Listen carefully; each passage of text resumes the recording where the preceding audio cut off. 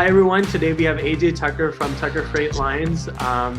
We're taking a deep dive into the freight markets and how trucking is being impacted by coronavirus, as it's the only news that we hear about on the television or social media, no matter where you go. The really biggest thing that was behind doing this was to talk with real fleet owners who could give us the data, the accurate data, than just like stats that we hear in news. So it's people that are working directly into the market. So I have AJ today. AJ, welcome to this episode. Hey, Amrit, thank you. I'll have you start off by introducing yourself. What do you do? What's your role? A little bit about the business that you run. Okay, sure. Yeah, I'm the president of Tucker Freight Lines. My wife and I purchased the company back in July of 2018.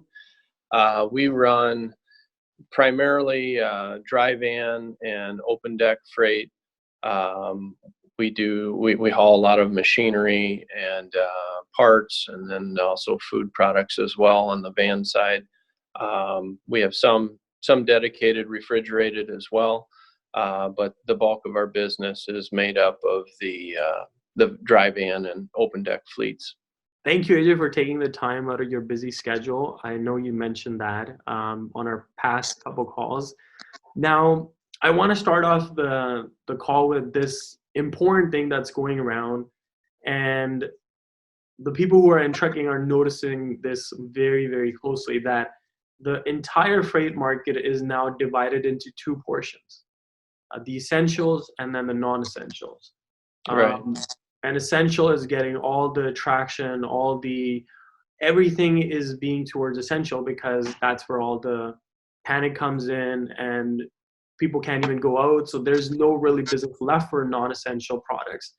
Um, do you have any opinion on that? Like what's going on in that sense?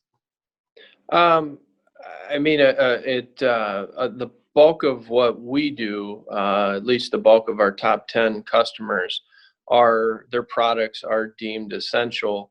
So we're doing everything that we can to load up as many loads as we possibly can, getting them to the American public, the consumer. So. The non-essential business, it does seem, I mean, we do have some non-essential business, and yeah, that's definitely dropped off, or a good portion of it has completely gone away right now. So AJ, how are you? Are you switching more or leaning towards more hauling essential products right now, or just holding tight and seeing how the market pans out? Yeah, I mean, we're just trying to do whatever we can to keep the products, delivering the products that are essential to the consumer. So, it's we're trying to keep the business going at full steam here, but we also have a lot of other things, a lot of other challenges within the business. People working remotely and things of that sort, and then also the social distancing and all of the guidelines that have been put in place, and we're taking it very seriously. So the safety of our people, and whether it's our employees or our customers, anyone that we would interact with is paramount in this situation. So what kind of freight are you hauling? Are you hauling majorly essentials, as you mentioned, or and where are you hauling this stuff in Midwest? Yeah, so with us being based in Dubuque, Iowa, I mean, we do the bulk of our business within the Midwest region. I mean, we have a lot of drivers that are home daily to home a couple times throughout the week. So we're pretty heavily concentrated in the Midwest, in and around the Dubuque, Iowa area. With that said, we also do some long haul freight as well. But yeah, we are very focused on moving the essential goods right now. Nice. So as you mentioned before, AJ, like a lot of employees are working from home. Do you find it challenging? Same thing that was like easy when somebody was next to you. Now you have to like email them or like text them. Do you find is it little bit getting hard to do business or work, or you're just adapted to it? It's like it doesn't feel at all. Yeah, I mean, it's different.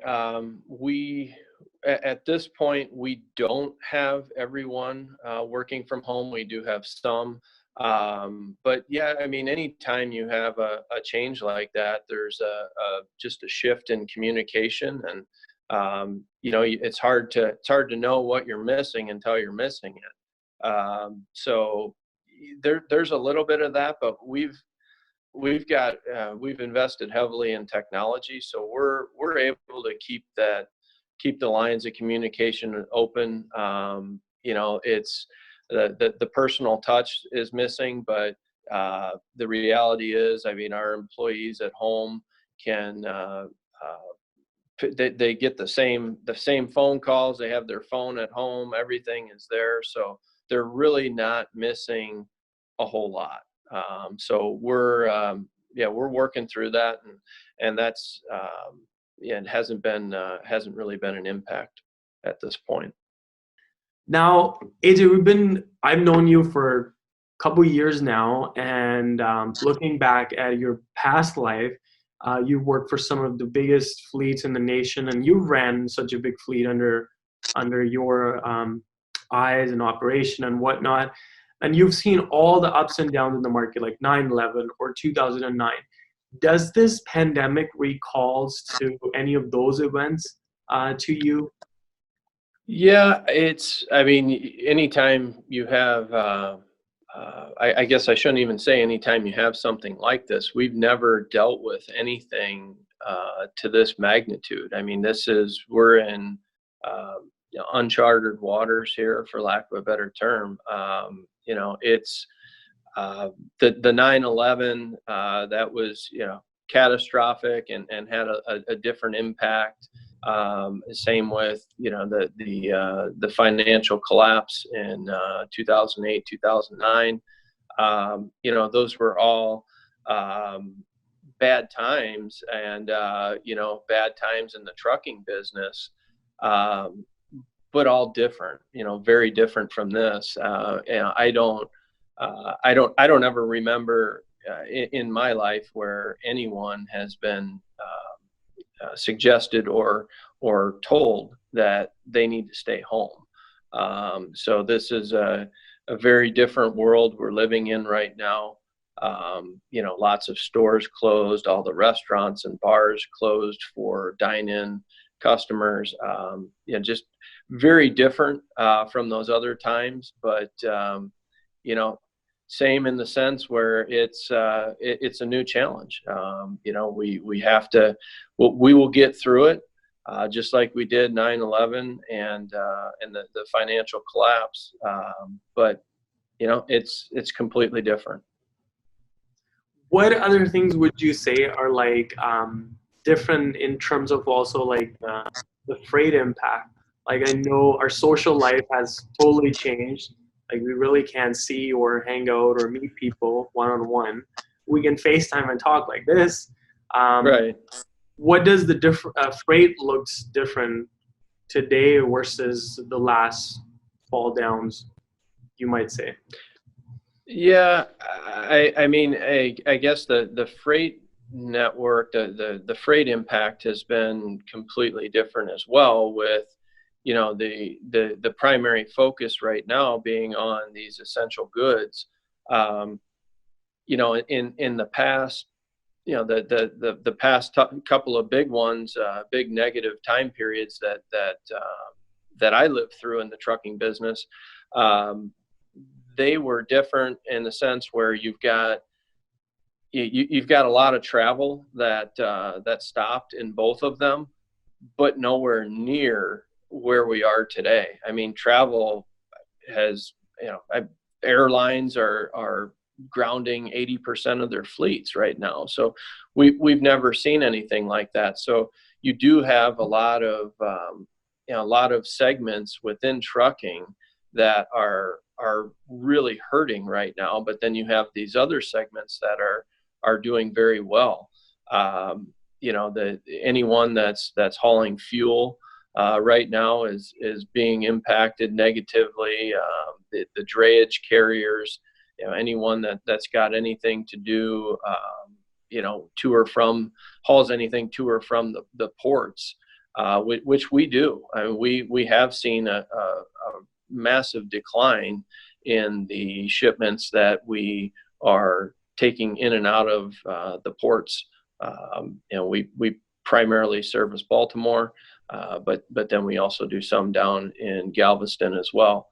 And that business, it's not non-existent, but it's very slow, very slow. So, AJ, that also intrigues a question for me that ports, like usually the ports are where like the LA port or Seattle or New York, like these are big cities that are getting hit hard, and that's where all the big ports are. And most of the infected people are in those areas. So when you're sending your drivers for like an odd load there, is there any special instruction that you pass on to them, or there's any extra amount of care that you say like, hey, take care of this or something? We're pretty much following the same guidelines on every shipment in our fleet, and that's the social distancing, the washing the hands, the wearing gloves, all of that type of stuff. So just limiting contact with others is the primary thing right now. I mean, that's what we have to do. So keeping that 6 feet, that distance is pretty important. So that's all we can really do. And we've been, we keep reminding our drivers and contractors to, that it's safety first, and we're not taking any chances. We're gonna deliver the goods that we need to deliver, but we're not gonna ever compromise safety or our health as a result. So. Well, that's a very nice thought. Well, every business owner should have the same mindset as you, to like take care of employees, and who wouldn't want to? Now, this is a thing that's going in my mind, that I saw this picture like outside Procter and Gamble plant in Pennsylvania, and that photo has basically gone viral, where you see trucks lined up all the way to the back. That also tells us, and like as you can see in the news and all the freight news, that the freight volumes have surged through the roof for essentials, of course, and then non-essential has dropped, which has created this imbalance. Now, 2019 was a tough year for trucking. The rates weren't that good. Dry van rate wasn't good. Do you think this was the time that essential hauling that we're getting right now is a good time to catch up with what we lost in 2019? Would you say, is it working in an advantage or disadvantage? What are your opinion there? I think it's horrible what's going on right now. So I don't think there's really any good that's coming out of this situation. So, to answer that question, no, I don't think there's ever a good time for anything like this. From a business standpoint, it's a challenge for me to look at it from a business standpoint with all of these other health concerns out there right now, and safety concerns. So I guess to answer your question, I don't think it's a good time for this, and I think there's a lot of businesses that are going to suffer badly and possibly never reopen their doors. So I don't view it as there's any positive that'll come out of it. With that said, the strong will survive, and we'll continue to move forward, and bring people the goods that they need. But I don't know if I completely answered your question there or not, but there's never a good time for this. So it's, I don't see how anyone could say that there is. No, I'm with you for sure. It is a sad time, but yeah, we wanted your opinion on like how do you perceive this situation. Now the other thing is like news stories are coming out about how trucking industry is working around the clock. There's Hank a trucker right now that's going around. People are finally acknowledging how truck drivers are so important in our economy, how they play this vital role that we don't see or acknowledge every day. Um, Now, what are some of the things Tucker has done to ensure that a freight keeps moving, but also that drivers remain safe on the road? I guess, just keeping them informed of any new policies in place, and just reminding them of the guidelines that they need to follow out there in order to be safe. But as far as like the rules and regulations go, we haven't. I know there's a lot of carriers out there that really were excited about the hours of service being lifted for essential goods. What we've done, and I think most fleets out there weren't at 100% utilization before this.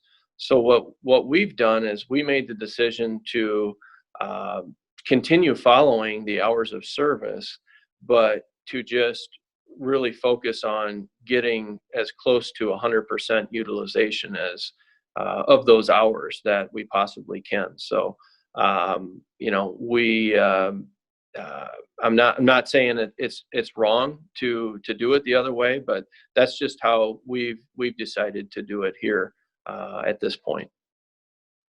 That's awesome.